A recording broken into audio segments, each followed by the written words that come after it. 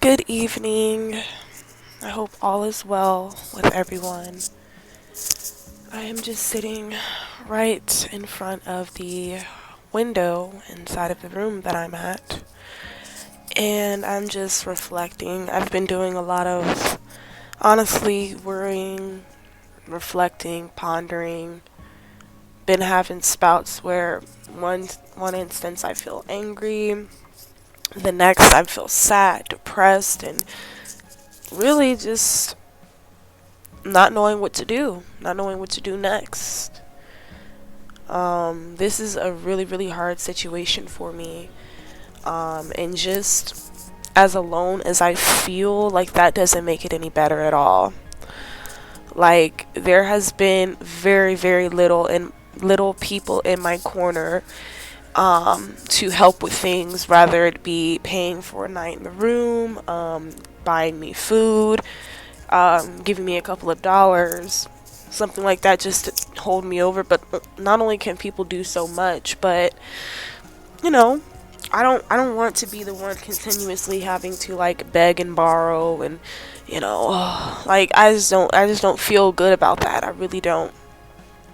And tomorrow would potentially be my checkout day, but I'm going to get one more night, stay through Sunday night, and perhaps leave Monday. As a buddy of mine that I used to work with offered and said that I can stay with them and for one to two, excuse me, until Monday and Tuesday, because those are their 2 off days. So I figured, what the hell, what other choice do I have? And then another thing that happened today was I went over to my old apartment now, and I was just trying to check the mail, and I seen that I had the big fat orange eviction sticker on my freaking door, which was wildly embarrassing. And it was just embarrassing. I tried to hurry up and walk to that damn mailbox and get my damn mail as fast as I could to get the hell out of there so nobody would see me. But I did notice and see that my neighbors were there. They were still there. Mind you, we were all supposed to get evicted. And that's not to say that I want to see them in that predicament as well. But if something was granted for them, in terms of the motion to stay, then why was mine denied and they're still there today? I don't know. I know the last thing I need to do is dwell on it and worry about it, but it's just kind of like a hurtful feeling. I can understand it. Like, I mean, granted, I have to hold myself accountable for some stuff as well, but I can just understand if overall I was just a horrible tenant, dirty, loud, which I was none of those things. So I don't know. It's just a lot on my mind. It really, really is. And I'm trying my hardest to just stay strong and, yeah, and positive for the most part. You know. But right now, it's like, I don't know. I really don't. I could see the strip directly outside of the window, and I'm just thinking to myself, like, man, I need to get down there, get out there. And granted, I do want a real job, but times are hard. All of the interviews that I did go on, all of the job applications that I have put in, and to no avail. Now, that's not to say that I should just soak in it and do nothing about it. Of course I have to continue to apply myself, but it just gets frustrating. Las Vegas is supposed to have all of this money, all of this resources, or all of these resources, but then in the event where either a family, a single mother, whatever the case is, someone with very little to no support, finds himself in a predicament like that, then it's like, oh, we can't help you. You know, there's a waiting list to get into the shelter. And even then, there isn't no guarantee that you're going to get into the shelter. Very little funds for emergencies like this. So Vegas doesn't implement or have any type of program where, even I can understand, even if the most they could do was put someone up for 2 weeks, you know, but that's like maybe all they can do, and then point you in the direction to get on your feet, like getting a job, you know, or whatever resource you needed, they'd point you in the direction to that resource. They don't do any of that here. Yet they can throw up a $1 billion stadium, working on another, all these new developments, all of these new casinos that they can throw up within 3 months, or shoot 6, or however long it takes. You guys get me. You know, they throw them up like clockwork, you know. And it's like, I just feel like the people behind it all, it's more of like a money thing to them. So if you don't have money, that's on you. You know, it's just a lot behind this city, and I'm here, but I can't solely blame my issues on this city.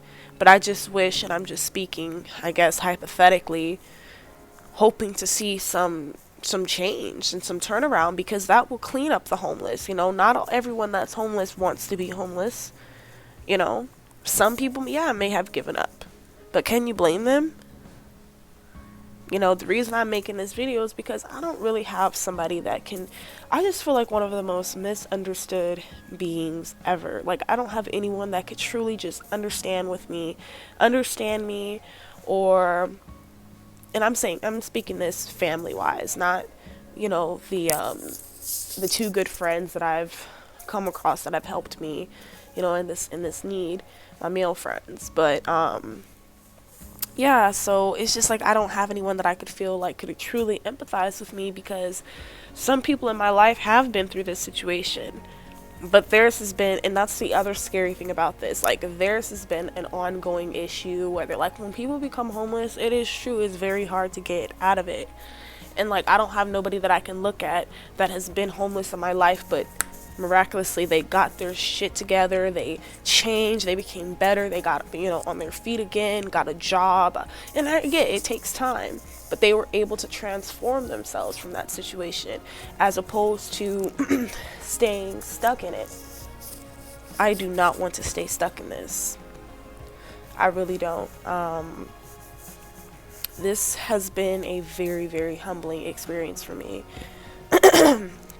As you all can see also, my kiddos, they're not here, and I freaking feel completely terrible about it. I did go and see them yesterday, and I do plan on going to see them tomorrow. I'm going to see if I can FaceTime them at some point tonight. It's just, I'm in such a low vibrational state mentally. Everything's a fog. Like I said, I just woke up not too long ago. I don't know if I mentioned that or not, but that's what I did. And I was just trying to just rest, you know. It's very, very hard to rest, because for the past couple of nights I've just been tossing and turning, okay? Sunday has came faster than I could have expected. I was like, today seems like it just went by fast, you know? And, I don't know. It's just hard to sleep and truly rest when your mind is just filled with worry, uncertainty.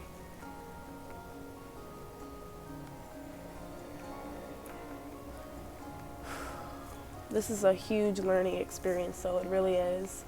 I don't want to make this video too long, because that's another thing that I'll be doing tomorrow, is uploading my initial video from when I first got here and how it all happened. I already have it edited and stuff, but the Wi-Fi here, as you can imagine, it's not the fanciest, most, you know, whatever, lush stay. However, I'm thankful anyways, but the Wi-Fi, it just goes extremely slow.